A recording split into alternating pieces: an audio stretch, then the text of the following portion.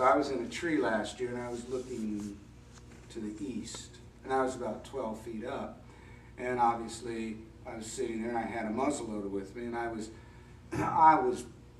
you know, if a great big deer would come along, I might shoot it. I don't know. But I was sitting up there. Was snow. It was everywhere, 3 or 4 or 5 inches of snow and big chunks of snow, and I was getting covered up with snow, and it was really kind of delightful, just sitting there and kind of nodding off. And I heard something coming up behind me. Now, it had to have been a wild turkey or a hunter, which is the only thing that's scary out in the woods, or it could have been a feral dog, or it could have been a deer. And you can hear him coming, crunch. I'm like this. I can't quite turn around to see what it is. I can't. Crunch. And then it stops. So I figured it's probably a squirrel. Crunch. You know how they do that?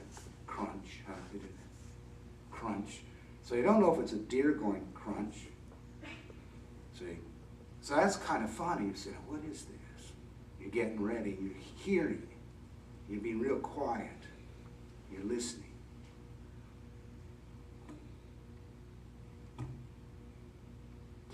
Well, then about 60 yards in front of me, I hear this. What's that? What's that? And then behind me. Then I don't hear that behind me anymore. So I look off about 60 yards away. I'm pretty sure it's a deer coming through this kind of a thicket. And turns out it's a very big and very beautiful coyote. And he's coming right at me. And then he quarters away like this, and I'm watching. Anyway, long story short, kapow. And that was that for the coyote. And I'm sitting there, not doing anything, just sitting there. And I'm sitting there, and all of a sudden, it's like somebody turned a radio up to 10. Just the noise just erupts. And behind me was a great big buck walking up behind me, and I never knew it. And he comes racing by me and just dives into the woods. And that's why I hunt. It's that joy. It's that surprise. So like the time when I was out down with Overshine, and we were out there, this little creek, and we're standing there, and I'm nudging like this, and walking right in front of us, not 5 feet away, is a mink. It goes right in front of us. And I'm one of the few people who has had a red-tailed hawk fly below them, so I can see the top of the red-tailed hawk while it flies below me. So I go out there and I experience all of this joy. And it's what I would have never experienced had I stayed home that morning shoveling snow off the patio, which is probably what Brenda wanted me to do, but I had more important things to do. I had to experience life instead of shoveling snow. There is no joy in shoveling snow. And at my age, the only thing possible is a heart attack. As a matter of fact, a doctor friend of mine, who some of you from Brown County know, he said when he was 50, he threw away his shovel. And that's why I don't shovel anymore. With that said, you have to get out and get into and unwrap the day to see what's in store and has been given you. Hunting is a good metaphor for being engaged in life. And that's what I speak to people about and when I explain to them why I hunt. Certainly taking game isn't for everybody, but what is for everybody is to assume life again is a wonderful gift. And that each day needs to be unwrapped.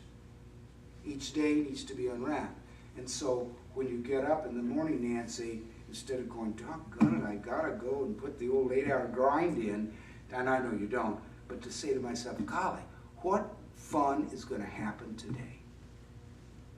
What beauty am I gonna discover today? What joy is gonna enter my life today?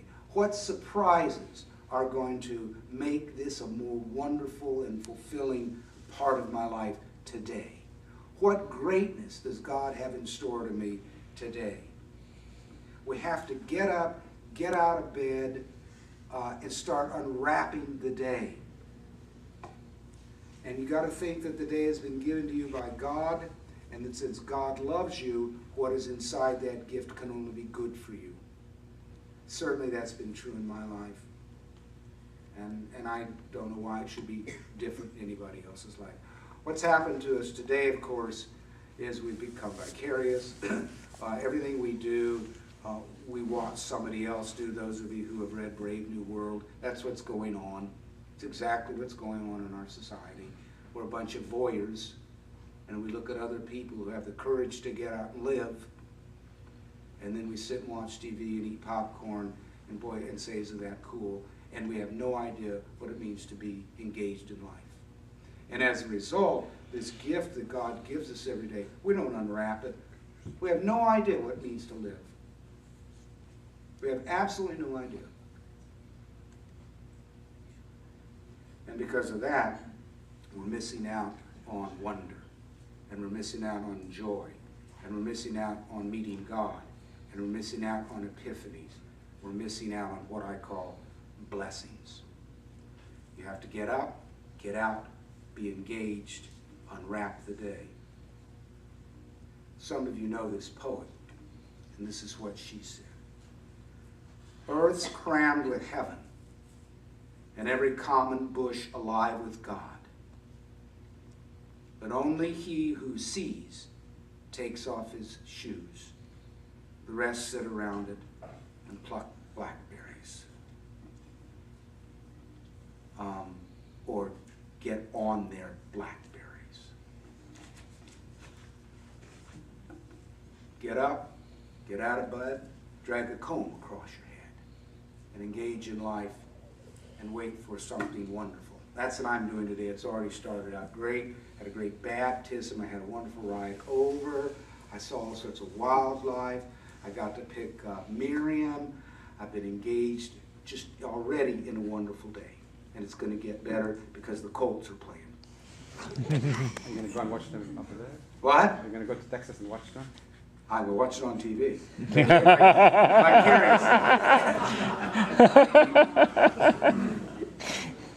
Don't encourage it.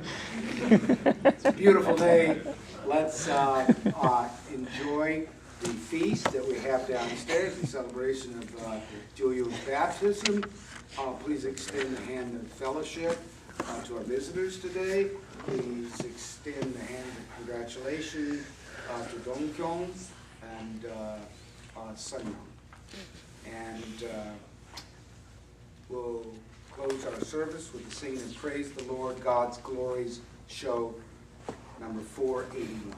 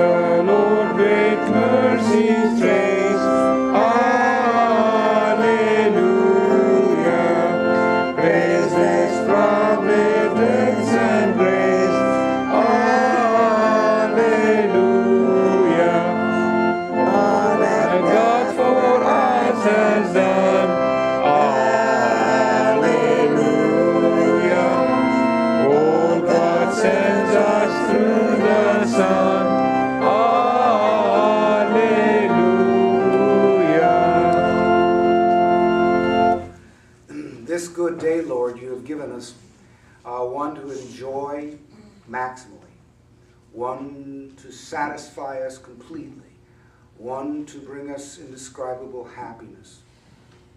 We give thee thanks that it was given to us free. Gracious and heavenly God, bless this fellowship, bless those who are not well. Let no one be afraid, but rather be comforted knowing that you are with them. And may the blessings of Jesus Christ, who is in fact Lord and Savior, rest upon each and every single one of us here, now and forevermore. Amen.